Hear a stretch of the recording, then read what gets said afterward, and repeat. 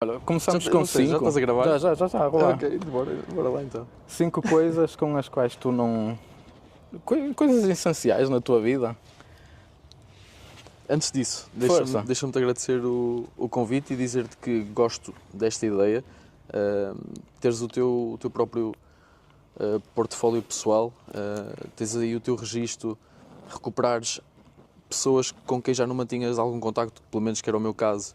Já não nos víamos há algum tempo, já não nos falávamos há algum tempo, já não falava com o Luís também há muitos anos mesmo.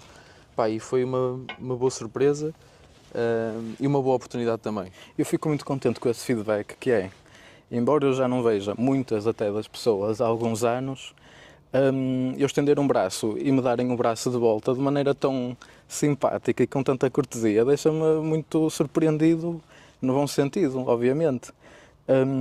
E depois é isso, é recuperar essas pequenas amizades, esses pequenos momentos e trazê-los aqui para o arquivo que eu quero criar. Isso, por acaso, não me surpreende, porque as amizades que nós temos do ponto mais inicial da nossa vida eram puras, pá, eram amizades que não tinham qualquer tipo de intenção secundária. Era amizade pela amizade. Nós naquela idade não temos segundas intenções. Exatamente. Assim, maliciosas. Hoje não é quase inevitável. Tu aproximas-te de uma pessoa quase inevitavelmente com uma segunda intenção já. Quanto mais não seja porque aquela pessoa é melhor aluna na faculdade e tu queres estar próximo dos bons alunos para seres tu também um bom aluno, no local de trabalho igual. Há sempre uma segunda intenção associada, por muito que não seja até consciente. No nosso caso, e por isso é que eu digo que não me admira, se fosse ao contrário, se eu precisasse da tua ajuda, apesar de nós já não falarmos há imensos anos, eu sabia que só se não pudesses mesmo... É isso, quer dizer, seria questão de timing. É do género, eu hoje não posso, opá, mas nem que seja daqui a 2 semanas eu vou lá, vamos fazer isso. Mas é mesmo o que tu dizes, às vezes a gente até pode não ser com consciência ou com má intenção, mas é questão de posição na sociedade, a gente chega a um certo ponto e o tempo que nós gastamos ou investimos tem que ter algum tipo de retorno, não é? Nem sempre, mas nós somos formados em reagir assim. Mas vamos então começar. Opa. Sim, desculpa, eu depois fiz o desvio. Não, eu já tenho aqui um TikTok. É verdade. 5 ou 10 coisas essenciais na tua vida. Pô, opa, eu não vivo sem isto, não vivo sem aquilo. O meu núcleo duro, a minha casa. E quando eu digo a minha casa, não me refiro ao edifício, refiro-me às pessoas. O meu pai, a minha mãe, a minha irmã e o meu cunhado e os meus sobrinhos. O meu núcleo duro. Depois, eventualmente, um ou outro amigo. Estou-me a lembrar, por exemplo, do Diogo Rezende, que é daqueles que quando nós chamamos, está sempre lá. Eu não vivo sem essas pessoas. De formas muito diferentes acrescentam-me à minha vida e eu sinto que de alguma forma também acrescenta às delas. Só assim é que pode ser uma relação em harmonia. Mas é isso, eu não vivo sem essas pessoas. Ok, temos aqui uma coisa, mais. O Porto. O Porto. Tu sempre foste portista. Mas o Porto é muito mais do que o clube. Boa. O Porto é muito mais do que o Futebol Clube do Porto. O Porto para mim é identidade, é cultura, é gente, é muita coisa. Eu quando era miúdo, eu dizia que era sportinguista porque eu gostava do Sapinto. Ok. Eu era miúdo, eu nem sequer sabia porque é que eu gostava do Sapinto. Mas pode ter sido o nome. Imagina que eu estava a ver um jogo, eu não tenho certeza do que estou a dizer. Quem é este? É o Sapinto. Eu se calhar engracei, eu fiquei sportinguista em miúdo por causa disso. Com o passar do tempo, para mim é inevitável nascer e viver no Porto e não ser portista. Quanto mais boavisteiro ou do Pedras Rubras ou o que quiserem. Ok. Mas termos 3 clubes e dizerem que eu moro no Porto, mas estou do Sporting ou do Benfica, a minha reação, se calhar, com uma certa burrice, é dizer, então vai viver para Lisboa, que ao menos vais ver os jogos. Agora ser uma instituição a 300 km de distância. Tipo Luís. O quê? Outra vez? Apoiar uma instituição a 300 km de distância. Agora, entretanto, lembrei-me que o Luís era benfiquista. Não, mas é verdade. Imagina, e atenção que eu estou a dizer isto a ti, lá está, esta parte também é interessante, que é, a ver de fora, parece que eu estou a falar mal dos benfiquistas, mas não é. Eu não digo isto a um benfiquista com esta vontade para não ferir ou para não me provocar, mas se estou como portista e estou a explicar, esta situação é na minha perspectiva, é na minha cabeça, não é na cabeça dos outros. A mim não me faz sentido, para mim, nascer no Porto e não ser portista. Assim como não me faria sentido nascer em Lisboa e não ser ou do Benfica ou do Sporting. Por acaso tem mais afinidade com o Sporting, lá está, se calhar por causa do Sapinto. Não é? Já é uma coisa há muito tempo, hoje está uma brincadeira. Sim, sim. Mas por acaso tenho mais afinidade nessa altura, sim. com o Sporting do que com o Benfica. Mas é curioso, pá. Muita gente não segue estes ideais e festejam na mesma, que é o que interessa. A gente quer é festejar as coisas. A nossa terra, Pedras Rubras, está intimamente ligada à história da cidade do Porto. Do Porto? Do Porto. Tens assim alguma história que consigas explicar? Porque eu por acaso eu não sabia disso. Nós estávamos ali a almoçar, eu estava com uns amigos de Lisboa, que também é das corridas, já lá vamos, acho eu, claro. às corridas. Estava com uns amigos de Lisboa das corridas e estávamos a falar sobre até que ponto é que cada um de nós sabe o porquê da nossa rua se chamar assim. E eu estava-lhes a dizer que a rua do restaurante, a Praça do Exército Libertador, tem que ver quando Dom Pedro IV pernoitou, desembarcou na Praia da Boa Memória, em Lavra. Depois marchou até aqui, até Pedras Rubras, até à Praça do Exército Libertador, pernoitou e depois seguiu para o Porto para enfrentar as tropas de Dom Miguel, dos absolutistas. Ok. E por isso a história de Pedras Rubras está também intimamente ligada à história da cidade. E depois o clube também está ligado à história da cidade. Tu dentro do brasão do clube e da cidade, tu tens, por exemplo, um coração, e esse coração é o coração de Dom Pedro IV, que ele entregou à cidade do Porto, por terem apoiado as suas tropas. Deu, não é? E entregou e ainda hoje está presente na Igreja da Lapa, no Porto. Sim. Na Pronto, campa dele, não é? E depois ainda posso dar mais uma curiosidade. Eu gosto imenso destas coisas. Tu gostavas de história quando estudavas? Gostava muito, pá. Gostava Ok. muito. Gostava muito. Estava a falar do dragão, por exemplo. O dragão da Casa de Bragança, que ainda hoje permanece no símbolo do Futebol Clube do Porto. Não porque a instituição é de alguma forma monárquica, não tem nada a ver com isso, tem que ver com uma luta pela liberdade de expressão. Ok. A determinada altura do regime salazarista, todos os símbolos com alusão à monarquia deviam ser retirados. Mas houve algumas instituições que decidiram bater o pé, decidiram lutar pela sua liberdade. Foram elas o Futebol Clube do Porto e a Associação Empresarial do Porto. Se tu fores ao Palácio da Bolsa, ainda hoje vês os dragões lá na fachada do edifício. Pá, e por isso, é que isto me apaixona. Eu não posso ser, neste caso, maiato, portuense, sem ser também portista, e está intimamente ligado. Okay. Para mim, Porto não é só o Futebol Clube do Porto, é a história, é a cultura, é a identidade, é gente, é a minha gente. As pessoas também, não é? Ok, vamos avançar. Mais coisas. Pá, desculpa aqui a... Não. Isto é engraçado. A lição de história. Eu, por acaso, vamos avançar e estava aqui a pensar, foda-se, isto é interessante, mas eu não era o gajo que gostava mais de história, por isso. Ainda bem, pá, porque nós temos de ter gostos diferentes, senão isto era uma seca. É verdade. Diz-me mais coisas que sejam assim essenciais. Ok, falei-te do meu falaste núcleo das pessoas à tua volta, agora do clube. O treino. O treino. Mas o treino é uma aquisição recente. Nem quando eu jogava futebol sentia necessidade de treino. Ok. Nós depois vamos esmiuçar assim aos poucos, mas só para terminar esta parte inicial, vamos picar os pontinhos. 1, 2, 3, 4, 5 e a seguir rola. O treino mais. Olha, por exemplo, não passo sem cozinha italiana, sem uma boa pizza, uma boa massa. Mas comes francesinhas? Como francesinhas muito esporadicamente. Eu acho que a última vez que comi uma francesinha já passa um ano. A sério? Mas vou comer no domingo. Vou correr a maratona no domingo e a seguir à maratona vou comer com a rapaziada uma francesinha. Tu quando vais comer francesinhas gostas daquele molho mais agridoce ou aquele mais picante? Controverso, que isto vai picar o orgulho do portuense. Há grupos da Mas Facebook agora, eu vou-te dar agora o outro lado, que é, eu sou... Comes sem molho, não me digas isso.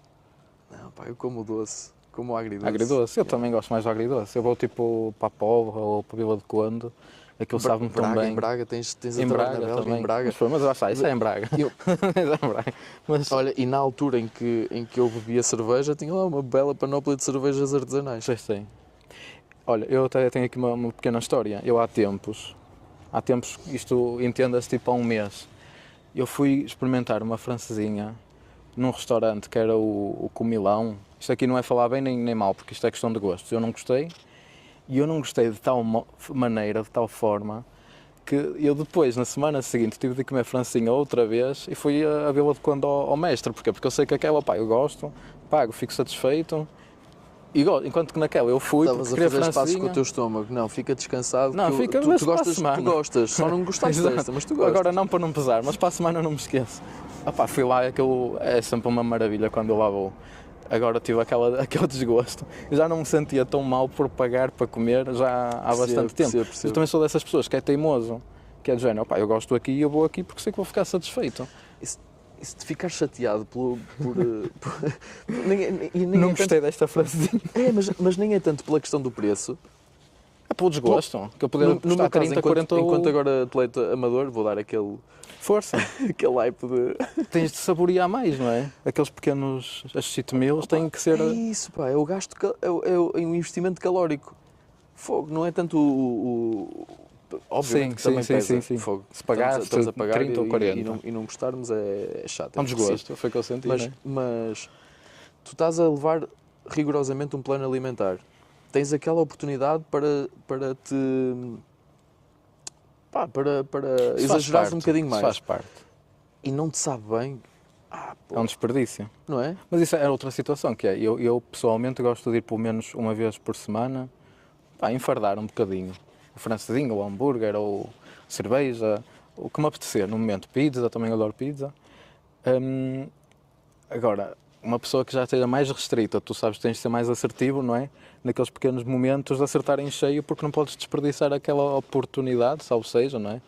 De teres ali aquele momento de prazer e de golozice. Tens mesmo que, não podes tipo experimentar uma coisa nova, porque se calhar corres o risco de não gostar e depois podes cair no erro da tentação, que é o exceder algo, não é? Mais coisas que possas assim mencionar. Eu acho que já vamos nas 3 ou 4, não é? Falamos agora de comida. Falamos da comida da família do Porto.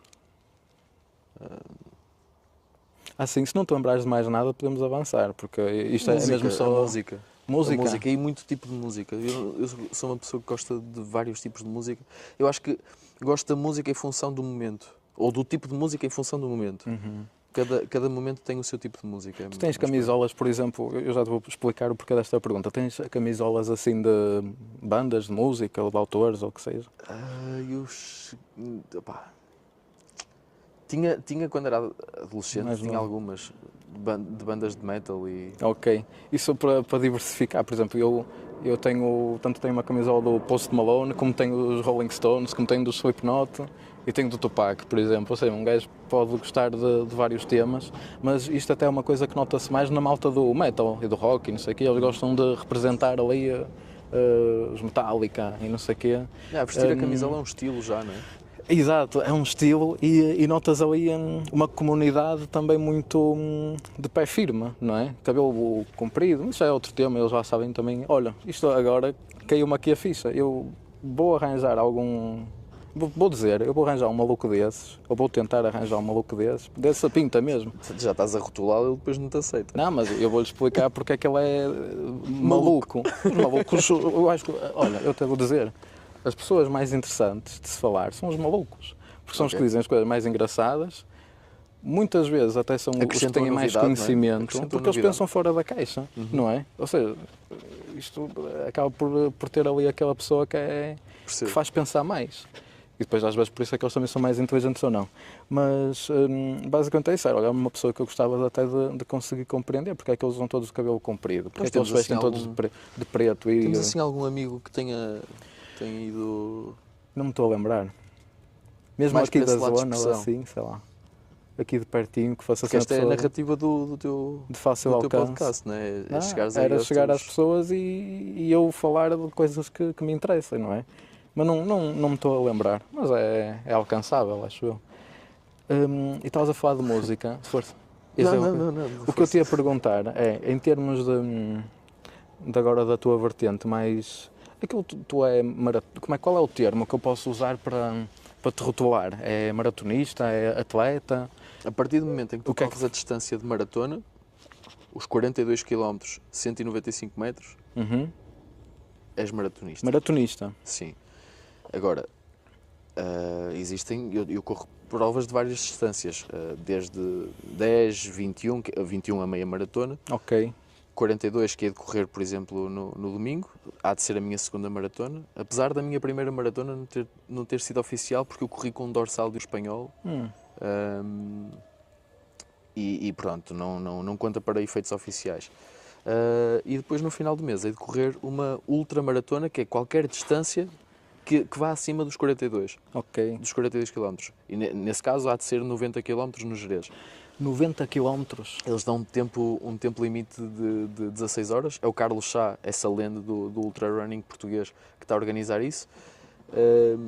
Eles dão 16 horas para terminar a prova. Eu estou a contar, agora vou-me atravessar aqui à frente das câmaras, mas estou a contar fazer entre 13 a 14 horas nessa prova. Ok. É uma estreia na ultramaratona. Nunca fiz distâncias acima de... E tu usas, nós agora não largando este pormenor da música, quando tu estás a correr esses teus desafios, tu olhas à tua volta, tu vês que tipo de pessoas? Tu vês malta com fones, vês pessoas com algum tipo de adereço até força pessoal, sei lá, isto quer seja religião, uma fotografia, alguma coisa, música, percebes? Tu à tua volta tu vês tipo pessoas com algum tipo de incapacidade até, tipo sem um braço ou assim. Em provas, sim, muitas vezes. Qual é a diversidade que tu consegues assim explicar-nos que já tenhas visto? O que mais me tem impressionado nas provas, porque impressiona-me sempre, apesar de já ter visto várias vezes, atletas invisuais A sério? a serem acompanhados por um guia. O atleta vai agarrado a uma corda e fazem as distâncias como todos os outros atletas, com as ferramentas todas para o fazerem. E eles, apesar de não terem a visão, fazem essas provas. Opa, e se a mim me custa, e felizmente eu tive a sorte de ter todas as ferramentas para o fazer, eu só posso dar um valor tremendo a essas pessoas que se veem privadas de uma dimensão tão importante e tão essencial da vida, que é a visão. Sim. E superarem-se assim. Eu não se nota, mas eu até me estava a arrepiar, porque eu imagino, no final da prova, a sensação de conquista, seja da pessoa que está a acompanhar porque ajudou a conquistar, seja da própria pessoa, a gratidão e aquele sentimento, é isso mesmo, o sentimento de gratidão perante a pessoa que ajudou. Ao atravessar aquela meta, eu acho que aquilo ali forma-se um laço que não desapega. Sim, nunca mais. Deve ser ali uma emoção mesmo muito grande. E é um assunto que, olha, eu digo-te, nunca na vida pensei que isso existisse. Muitas outras histórias. Já me deparei, por exemplo, na meia maratona de Barcelona. Vi um atleta a empurrar a mãe numa cadeira de rodas. Fez a meia maratona 21 km a empurrar a mãe. E eu, se não me engano, até acho que fez em melhor tempo do que alguns, não é? do que eu. Sabes porquê? Porque se calhar até tinha a força da mãe que o ajudou a alcançar um extra, um boost extra. Claro, são histórias que são muito comoventes, porque cada pessoa... Por exemplo, eu há tempos, e foi recentemente até, eu lembrei-me até desta coisa das maratonas e assim, e até se calhar inconscientemente até foi por isso que eu pensei em ti. E eu ouvi uma história de uma miúda que tinha traumas de infância, e então o momento que ela usava para psicologicamente se acalmar, a ansiedade e o transtorno que isso lhe causou agora para a vida dela, o momento zen dela era, ela ia para uma piscina e deixava-se afundar durante 2, 3 minutos, ela ficava ali. E ela dizia que aquela escuridão e aquela concentração que ela sentia para conseguir estar ali aqueles momentos sem respirar, a ajudavam a apagar da memória dela aquele trauma que ela tinha de infância. Sim, porque ela dizia que sentia a escuridão, sentia o sossego, não sentia barulho, sentia-se sozinha, sentia-se vazia, ou seja, sem aquele peso. Ou seja, sentia tipo que o mundo à volta dela que desaparecia. Mas ela dizia que também que no início, às vezes essas pequenas memórias que a traumatizavam, a afligiam e ela tinha logo que emergir por causa de já estar ali há muito tempo sem respirar. E ela emergia porque às vezes essas memórias invadiam-na, então ela tinha que emergir. E ela foi utilizando isso como pequenas técnicas para enfrentar o dia-a-dia perante os traumas. Olha, um exemplo muito rápido. A primeira instância no tratamento de sintomas depressivos é a recomendação de exercício físico. Deixa-me agora até aproveitar para vamos até fazer a ligação, porque tu tens também alguma ligação para a psicologia no desporto, não é?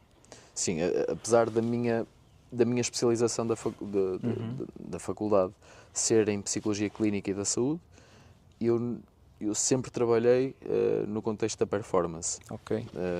Mas tens conhecimento também desta parte mais, como tu ias dizer, desculpa ter-te interrompido, mas agora para continuar estavas a falar nesse sentido, do treino ser um remédio muito indicado para as ansiedades. Numa primeira instância, obviamente que depois tem que se analisar caso a caso, mas numa primeira fase diria que em sintomas mais primários, de sintomatologia depressiva mais primária, em primeira instância recomendar exercício físico, regulação do sono, regulação alimentar também. Isso assim, força. Pronto, mas depois também, porque o próprio exercício físico, não necessariamente durante, mas após o exercício físico, são libertadas umas endorfinas, nomeadamente a dopamina, que te reduz a sensação de dor e aumenta-te a sensação de prazer, de conquista. Pronto, e essa pequena sensação de bem-estar vai-te ajudar a lidar melhor com o desafio que has de encarar a seguir. Ok? Pronto, esse há de ser o racional teórico por trás da aplicação do exercício físico. Ok. Eu vou aproveitar agora para, assim em termos de brincadeira, introduzir também este assunto que nós há muitos anos, tu provavelmente não te lembras, mas eu tenho isso mesmo, a memória vincada, porque foi uma recordação engraçada que eu guardei para a vida. O teu interesse na corrida é uma coisa que tu sentes que é recente ou que é já de há muito tempo? Eu estou com a pulga atrás da orelha para esse episódio que me falas, que antes já em off já me estavas a falar. Sim, eu vou agora introduzi-lo. Mas isso é uma coisa recente ou é... Da corrida... eu lembro-me que gostava, quando havia ali um período, não havia grande consistência, mas eu lembro que havia um período, todos os anos na escola, em que os professores de Educação Física se corta-mato? Vamos treinar os meninos porque vamos ter corta-mato daqui a umas semanas. Passava o corta-mato, nunca mais treinava coisa nenhuma. Pronto, eu acho que isso é algo que se devia rever, não sei se entretanto foi revisto ou não, mas acho que se devia rever. Efetivamente eu desfrutava daquelas corridas à volta do campo porque o sentido de recompensa era quase instantâneo. Da mesma forma que nós temos os Reels agora, estímulos muito rápidos, o mesmo se aplicava na corrida. Tu corrias naquela aula X voltas ao campo em X tempo. Na aula seguinte, se calhar já fazias em menos tempo um pouco. O mesmo percurso. O mesmo percurso em menos tempo. Ias sentindo essa progressão. Entretanto, já me perdi o que é que eu queria dizer. Não, eu estava-te a perguntar se era... E nessa altura desfrutava imenso dos treinos de corrida. Mas era especificamente aí, porque depois caía no esquecimento. Eu diria que o gosto da corrida vem realmente há 2 anos para cá, mas agora vamos lá ao episódio e a competitividade, que eu competitividade também. Agora tu lembraste-me de outra coisa. Por exemplo, uma vez participei nessas tretas, salvo seja, do corta-mato, e eu lembro-me que fiquei em 8º. Okay. E eu adorei ter ficado em 8º, porque eu depois pensava, à minha frente ficou o João Machado, eu agora vou falar em nomes que tu conheces, por isso até é engraçado. Ficou o João Machado, ficou o Hugo, ficou o Pedro. Tudo malta da bola. Mas era a malta que jogava futebol, eram sempre os melhores em desporto. E eu, por ter ficado em 8º, eu pensava, fiquei em top 10, eu se calhar até me safo, estás a ver? Isto, imagina, tu então consegues dizer se é uma coisa, lá está, sempre te acompanhou, basicamente, não é? O episódio que eu te quero contar... O bichinho já lá estava. Sim, e eu agora vou-te relembrar de uma coisa. Nós, há coisa, sei lá, ora bem, eu estou com 29, tu quantos anos é que tens? Faço 28 daqui a 2 meses. E basicamente, imagina, voltando aqui a esta pequena história, o que é que aconteceu, assim, resumidamente? Nós tínhamos combinado uma pequena corrida aqui pela zona onde nós moramos. Começamos desde o momento em que tu chegaste à minha casa, fomos aqui por volta da unha do metro, pelas piscinas de pedras rubras, etc. E isso, quanto assim do nada, está a bater tipo 15 minutinhos de corrida. E eu digo-te ao Ruben, opá, para que eu preciso respirar. E tu dizes-me assim, já? E, opá, já estou aqui, meu, preciso de parar um pouco que já estou cansado. Tu foda-se, se tu estavas aqui a correr para aí há 10 minutos, como é que tu já estás cansado? E eu, opá, não sei, meu, eu fumei um cigarro antes de vir. E tu viraste para mim e disseste assim, mas tu és burro, tu foste fumar um cigarro antes de vir correr. E eu, opá, então nós tínhamos combinado, já não me lembro, para aquelas horas. Ok. Tu atrasaste um bocadinho e eu fui fumar um cigarro enquanto estava à tua espera, opá, e pronto. E depois começaste assim a rir e a gente depois fez o resto do percurso A caminhar. Porquê? Porque eu antes de correr fui fumar um cigarro. Isso nos atletas, tu notas que isso é prejudicial, é obviamente prejudicial, mas por exemplo há malta que joga futebol e fuma. Os atletas assim dessa competição, eles também Vou-te ser muito sincero, também fumam, eu não evitam. tenho conhecimento aprofundado para explorar isso, para te dizer se tem realmente muito impacto ou não. O que eu te posso dizer, por experiência própria, é que desde que deixei de fumar há sensivelmente 3 anos, eu fumei durante 11 anos, desde os 14, olha, começamos a fumar, tínhamos 14 anos na altura. Só te paraste ou não? Estávamos no secundário. Estávamos juntos no secundário. Comecei a fumar com 14 anos. Fumei até aos 25 e felizmente há praticamente 3 anos que não fumo. Mas a verdade é que desde que deixei de fumar, sinto muita diferença naquilo que é a minha performance. E nem me refiro exclusivamente à performance desportiva, do dia a dia, subir umas escadas. Obviamente que agora a prática desportiva alimentou também esses benefícios. Mas mesmo numa fase inicial em que eu tinha deixado de fumar e não tinha começado logo a correr, porque houve ali um período em que eu comecei por deixar de fumar e só depois é que passei a correr, por motivos distintos, mesmo aí eu já sentia melhorias. Eu deixei de fumar na altura porque testei positivo à Covid-19, depois eu senti receio que de alguma forma aquilo pudesse intensificar a sintomatologia e decidi não pegar nos cigarros. Eu não sei se tu tinhas essa sensação, mas quando se estava mal da garganta e tudo mais, o tabaco fumado com combustão, não me refiro aos icos nem nada disso, o tabaco mesmo com combustão, sabia mal, era amargo, não é? Quando nós estávamos mal da garganta. Olha, eu quando tive Covid, já agora, vamos à polémica, tu tens a vacina? Tu vacinaste? Eu sou vacinado. Ok. Eu quando tive, uma das vezes que eu tive Covid, eu tinha, nesse ano, tinha muito, agora menos, mas nesse ano era uma prática que eu usava muito na minha vida, que era quase todos os dias eu ia andar a pé pelo menos 1 hora. E eu descobri que tinha Covid porque nessa manhã que eu ia andar a pé, essa horita, eu atravessei a rua e já estava a abafar. Ok. E pensei, isto não é normal, meu. E não tinhas acabado de fumar um cigarro. E não tinha acabado de fumar nenhum cigarro, mas eu fumava nessa altura. O que ainda agravava mais depois os sintomas do Covid. E eu descobri assim que estava que estava infectado, pronto. Porque eu mal atravessei a rua, tipo, então como é que um gajo vai andar a pé 1 hora e faz disso uma rotina diária? E eu acabei de atravessar a rua e já estou aqui, tipo, não estava ofegante, certo, mas sentia ali um peso. Falei, está aqui alguma cena que não está bem. E sentia também assim um cortezinho na garganta. Eu sempre que engolia, a garganta parecia que me rasgava. Fui fazer o teste e deu-me positivo. E foi assim que eu descobri uma das vezes que tinha Covid. Mas não tenho vacina, não é mesmo? E pronto, foi uma decisão pessoal. Pronto. Deixa-me ver onde é que nós podemos pegar mais agora. Esta parte assim aqui, desportiva. Será que eu tenho assim mais alguma coisa que a gente possa falar? A parte assim, psicologia desportiva. Há sempre muita coisa, não é? Mas já tivemos aqui alguns tempos. O que tu quiseres. Deixa-me pensar. Eu dentro do desporto, eu trabalhei numa panóplia muito diferente de abordagens. Pois. Porque eu entrei para... Eu fiz o meu estágio curricular de psicologia numa escola Dragon Force, que é muito diferente do Futebol Clube do Porto, ok? É um contexto mais educacional. Não estamos a falar de atletas, estamos a falar de alunos, ok? Depois do estágio curricular em psicologia na Dragon Force, eu também fiz o curso de treinadores de futebol, também estive como treinador na Dragon Force, fui scout do Futebol Clube do Porto, ou seja, ia de campo em campo a observar os jogadores que podiam eventualmente interessar ao Futebol Clube do Porto, e depois o clube decidia ou não se fazia a abordagem efetiva aos pais, para os recrutar. Pronto, para além dessas experiências todas, fui também depois psicólogo do Futebol Clube do Porto.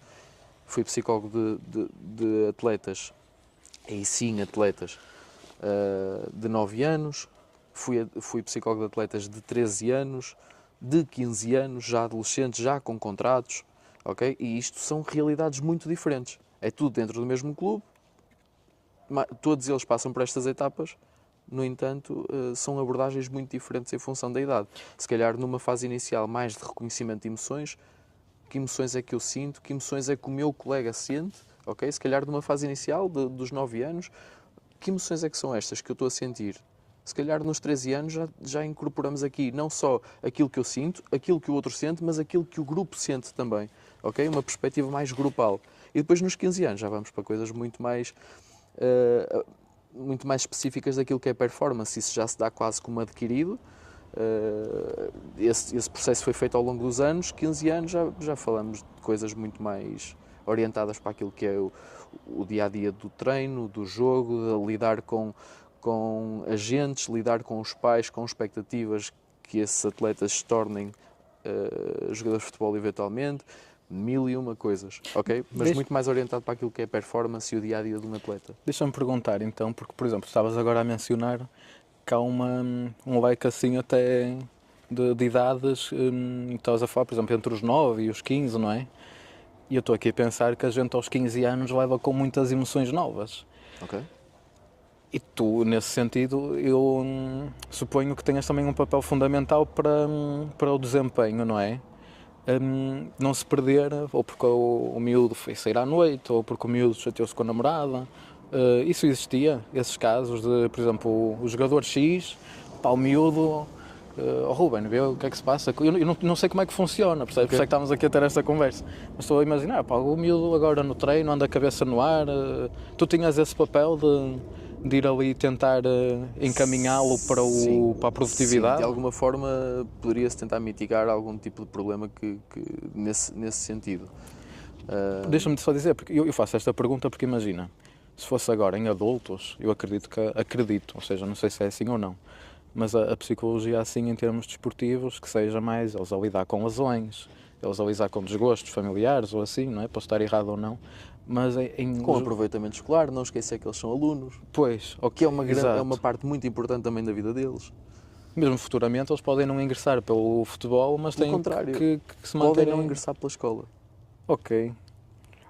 Explica melhor então o que queres dizer por aí. Porque se tu colocares as coisas nessa perspectiva, nós já estamos a assumir que eles não vão ser bons jogadores. O papel central da vida dele é o futebol. E não é necessariamente o futebol. É um risco tremendo. O futebol depende de 1001 variáveis que ele não pode controlar. Depende da sorte também, não é? Também depende de fatores de sorte, eu acho que sim. Tu achas que agora, eu noto muito que mesmo atletas de competições assim mais modestas e de ligas mais modestas, mais baixas, eles têm ali uma atenção muito... notas que têm ali uma atenção nas redes sociais e assim. Um agente, ele olha para essas coisas ou está-se bem a cagar se o gajo tem Instagram, se tem fotografias à sexta e à quinta? Um bom agente tem interesse por isso. Bom agente tem interesse tomam atenção a essas coisas. Nós lidávamos com muito tipo de intermediários. Havia os bons intermediários e havia os maus. Como tu has de ver nas notícias, alguns que olham para os atletas como mera mercadoria, que não têm qualquer tipo de escrúpulos naquilo que é lidar com as instituições, mas pronto, também não quero entrar muito por aí porque foge um bocadinho depois àquilo que é a minha esfera de intervenção enquanto psicólogo, mas sim, eu lidava com muito tipo de intermediários, uns bons e outros maus. Os bons preocupam-se com isso, preocupam-se com aquilo que pode impactar o bem-estar do atleta na sua esfera, enquanto intermediário.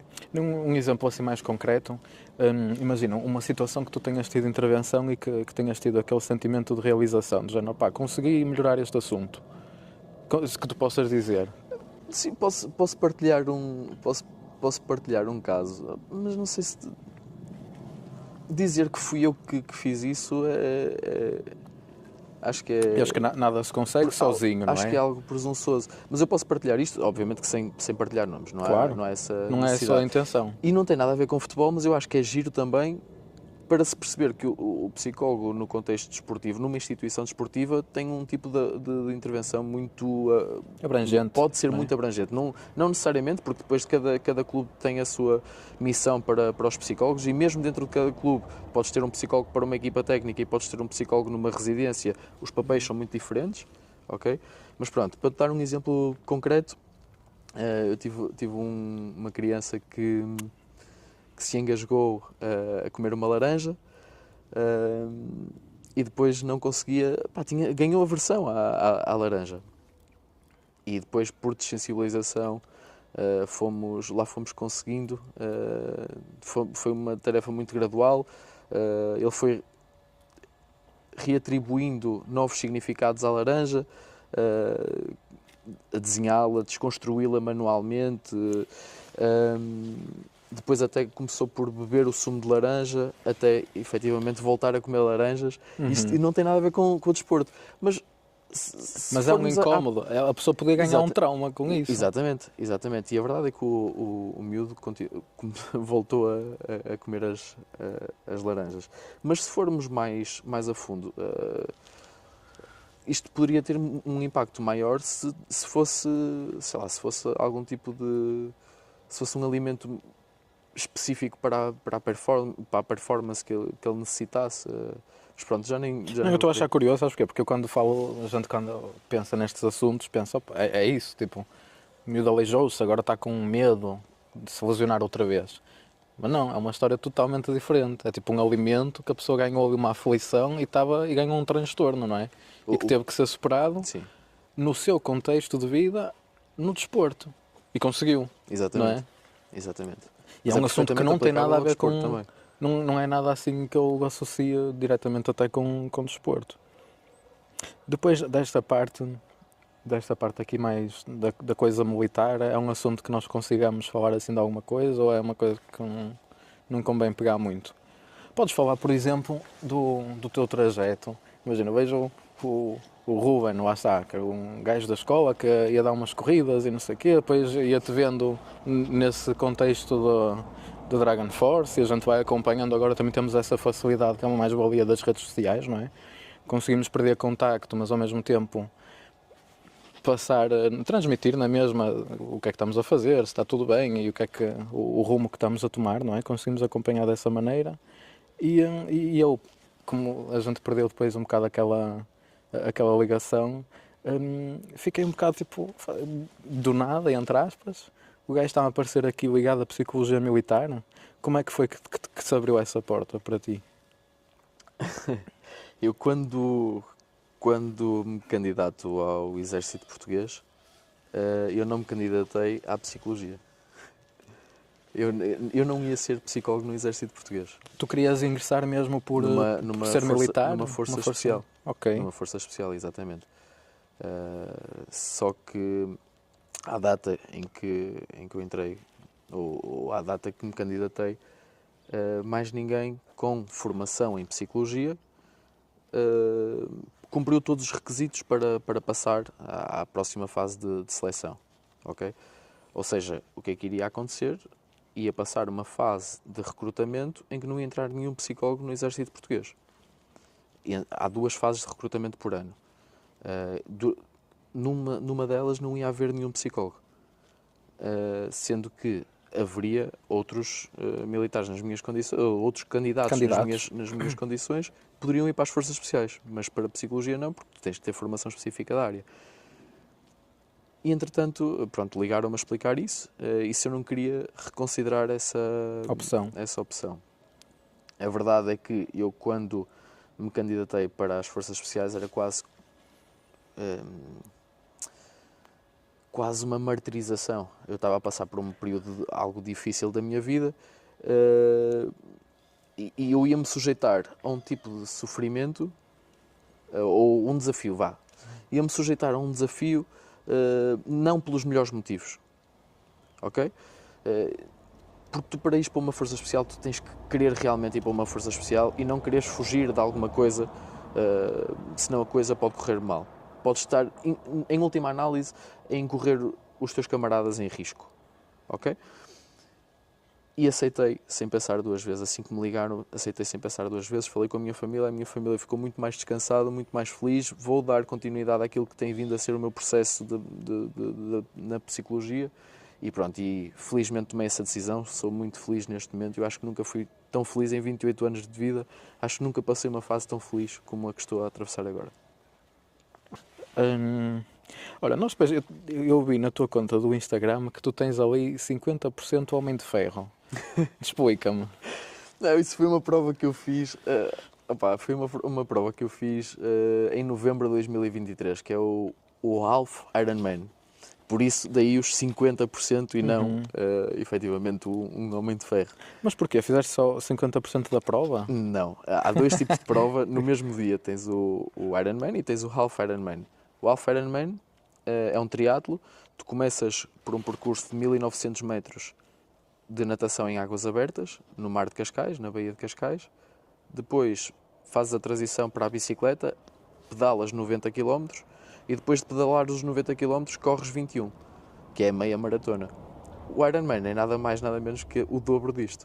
3.8 no mar, 180 a pedalar e 42 a correr. Só os 50% tu já tens que estar ali com boa preparação, É não é? dureza, é dureza. Isso, lá está, entra também a parte mental. E eu não fui muito preparado. Eu Ok. fui por uma questão de desafio, um amigo meu desafiou-me a ir. Não tens coragem, não eras menino de fazer o meio Ironman. E faltavam 3, 4 meses para a prova. Faltavam 4, 5 meses, mas eu só comecei efetivamente a preparação a 3 meses da prova. Pouquíssimo, não faz sentido fazer isso. Eu fui para a prova sofrer. O tempo limite de corte é 8 horas e meia, eu fiz aquilo quase em 8. Ou seja, eu fui para a prova sofrer, não fui fazer uma boa prova. Eu fui com o objetivo de acabar. Mas se tu quiseres realmente fazer uma prova Confortável, não é? no mínimo 6 meses da tua vida tens que investir na preparação daquilo. Por exemplo, tu agora, ou seja, quando a gente começou, eu perguntei se tu aceitavas uma cerveja e tu até tiveste logo essa responsabilidade de dizer que neste momento não, ou até se calhar disseste-me que não gostas, não é? Não, Mas que cortaste desde... Estou numa fase de imensas provas que exigem muito de mim. Eu no domingo já vou correr a Maratona do Porto e depois tenho um período muito curto até uma ultramaratona. Isto nunca se faz na preparação consciente, não se faz isto. São espaços de tempo muito reduzidos, demasiado reduzidos. Mas pronto, uma vez que já estou inscrito e vamos a isso e vamos enfrentar o desafio. Mas depois tenho que abdicar dessas pequenas coisas.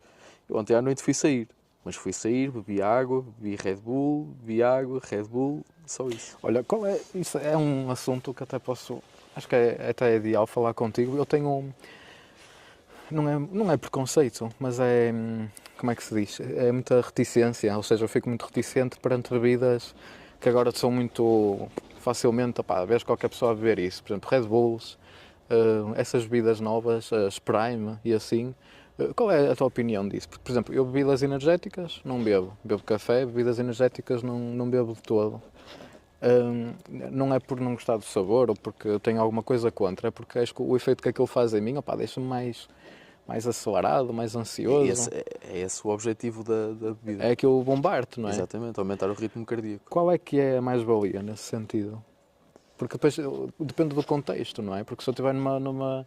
Eu vou almoçar depois do trabalho, bebo uma bebida energética, vou voltar ao trabalho ali com aquela pujança e isso pode-me ser prejudicial em termos de produtividade, porque aquilo pode-me tirar o meu foco por eu ficar ali algo desconfortável. Por isso é que eu evito estas bebidas, porque não tenho essa coisa. Se calhar só for correr, até sinto uma mais-valia e sinto-me mais confortável mediante o treino, não é? Fizeste bem em explorar isso, porque eu bebo essencialmente as bebidas energéticas porque gosto do sabor das bebidas energéticas. Mas não nos enganemos, também há malefícios associados ao consumo de bebidas energéticas, principalmente as bebidas energéticas com açúcar. Depois tens uma variedade delas que reduz essa variável e são menos prejudiciais. Mas pronto, eu também não quero aprofundar porque não tenho conhecimento suficiente para isso. Agora, naquilo que é o meu dia-a-dia enquanto atleta amador, quando são estímulos, quando são respostas rápidas Quando eu preciso de um estímulo energético Mais imediato, rápido, não é? pode ser útil o consumo de bebida energética, mas o meu foco de provas é de endurance, são provas de longa A distância. resistência, não é? Eu não tiro grande partido do consumo de uma bebida energética para a performance. Até me podia prejudicar, porque eventualmente me poderia dar sensação de desidratação. Ok. Não ia ter grande benefício disso. Agora, vou sair à noite, gosto de, se não posso beber bebidas alcoólicas, gosto de beber uma bebida Outro energética estímulo, e tenho, não tenho ali outra sensação engraçada. Uhum. Aumento o ritmo cardíaco, sinto-me mais, Fica mais solto, mais desperto para o momento. Sim. Mas, por exemplo, essas bebidas que agora estão muito na moda, agora sempre tiveram. Por exemplo, existia a Aquarius também, como agora existe a Prime e assim, isso são bebidas, isso não é considerado Os energético. isotónicos. Pois é isso, eu não tenho conhecimento, por isso é que até estou aqui a tentar buscar alguma Mas noção. isso é extremamente útil naquilo que é devolver ao nosso corpo os minerais que fomos perdendo ao longo da atividade física. Ora, depois eu vi também que no teu Instagram eu estive assim a fazer um apanhado até para ir buscar assim estas pequenas graças. Tu tiveste ali uma fase, eu não vi a data da publicação, mas devia ter visto, mas também tu já vais saber contextualizar. Tu tens ali umas fotografias que tu apareces de bigode. Ok. Mas isso foi uma coisa muito pontual. Isso foi Pronto. pontual, foi um dia só. Uma brincadeira. Ok, mas é nesse sentido mesmo que eu vou picar o assunto. Isso foi alguma aposta que tu perdeste? Foi uma brincadeira do género, olha, a próxima maratona eu vou correr de bigode, vocês até se passam. Como é que foi isso? Não, pá, olha, foi com o meu sobrinho. O meu sobrinho achou eu estava a fazer a barba e o meu sobrinho achou um piadão. Aí eu estar com o bigode. Opá, eu nem quis cortar mais, eu vou ficar com o bigode. O que é que eu fiz? Peguei no meu sobrinho, peguei em chocolate e fiz-lhe também um bigode. Opá, o miúdo achou um piadão e é isso. Eu não vivo sem o meu núcleo duro, não vivo sem os meus sobrinhos e vê-lo a rir-se daquela forma, para mim, fez-me um dia. Sensibilizou-te, opá, então eu até... Andava a vida inteira de bigode, Sim, se se fosse preciso, sim. Deixa-me ver aqui. Olha, eu tenho aqui uma história que isto depois, eu não sei se dá para incluir ou não, mas também tenho aqui uma recordação nossa, também de há bastantes anos, que nós estávamos aqui em casa especificamente, e eu lembro-me perfeitamente que eu estava sentado até em cima da mesa, estávamos ali assim a falar, estavas num banquito e tal, e estava a ser aqui a festa que a malta faz de Pedras Rubras. de Pedras aqui da Senhora Rubras. Mãe dos Homens. Sim. E nós nessa altura, pronto, éramos mais novos, vinhamos aqui à festa, que era assim um evento pontual, então a gente vinha aqui porque era engraçado. E nós estávamos aqui em casa porque fica perto. E eu estávamos assim em convívio e tu viraste para mim, até é curioso, porque é uma situação semelhante à que acabou de acontecer há cerca de tempos. Tu viraste para mim e disseste-me assim, Miguel, olha, educadamente, claro, desculpa lá, olha, eu tenho 5 amigas, será que elas podem vir aqui ter connosco?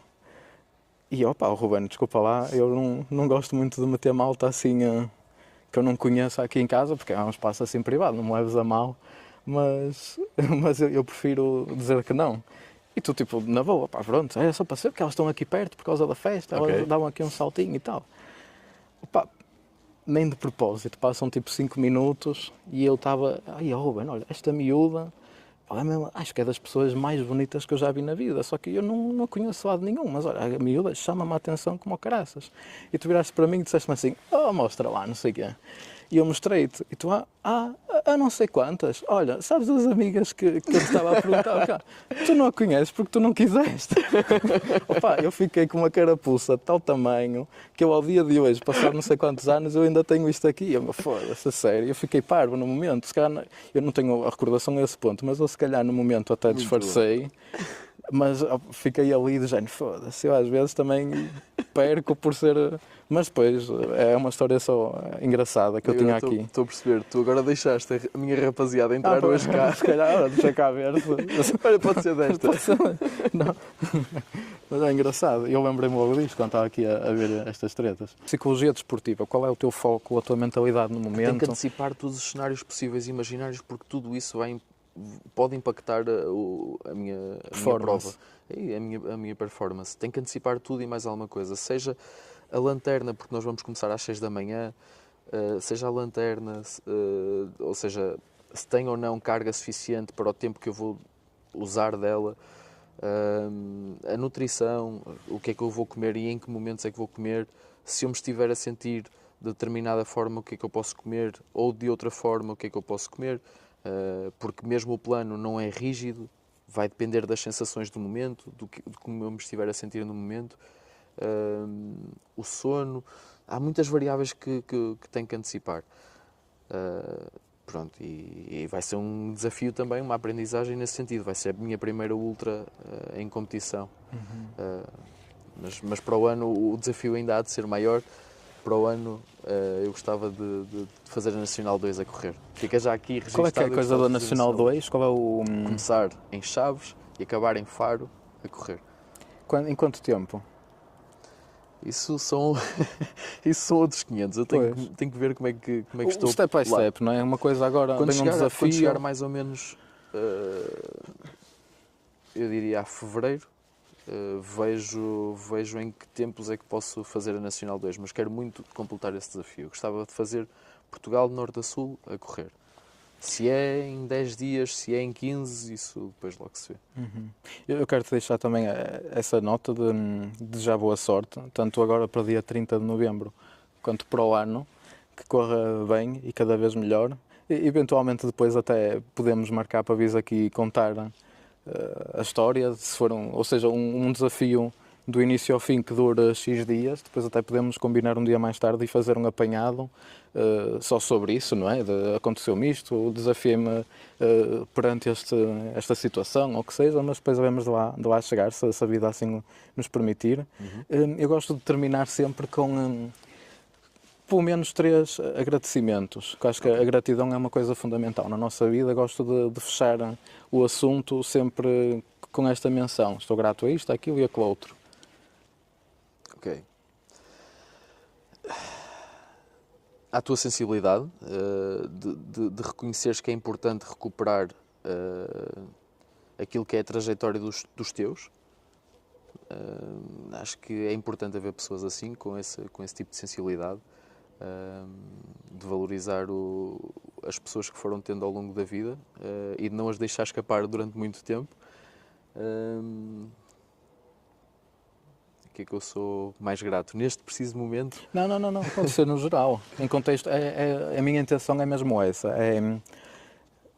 No neurónio da pessoa, o sentimento de gratidão naquele momento, o que é mais imediato, não é? Por exemplo, eu faço a pergunta agora... Eu fui mesmo aqui ao aqui. Exatamente. Agora. A parte interessante é mesmo essa. É porque muita gente lembra-se disto, outros lembram-se daquilo.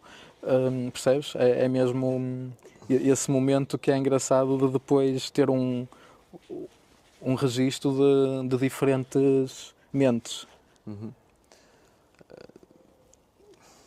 Podes ser mais generalista. Olha, sou muito grato por poder fazer o meu dia-a-dia depender só de mim neste momento. Muito grato mesmo. Acho que foi a minha maior conquista de 2024, foi sentir que só dependo de mim mesmo. E posso fazer as minhas escolhas diariamente. Isso dá para puxar um bocadinho um assunto, até de maneira não muito alongada, mas qual é que foi o acontecimento que te fez sentir isso, essa sensação? Foi alguma conquista? Foi... Tanto a nível profissional, porque não tinha as condições que me permitiam ser autossuficiente. E conseguiste? Apesar de estar no sítio onde mais queria estar, onde mais lutei para que um dia lá chegasse. Pronto, depois as coisas na prática não funcionam às mil maravilhas. E pronto, não me permitia ser autossuficiente, ainda dependia dos meus pais, apesar de todo o investimento que foi feito a nível académico e por aí fora. Foi isso, foi a mudança a nível profissional. E depois o facto de ter mudado de cidade, de ter passado do Porto para Lisboa, obrigou-me a sair da toca. Obrigou-me a ir à busca daquilo que é a minha felicidade, de me desenrascar, conhecer novas pessoas, conhecer e dar-me a conhecer. Gostei muito e sou muito grato por isso, mesmo. Tens mais alguma coisa? Acho que temos aqui uma boa conversa. Isso.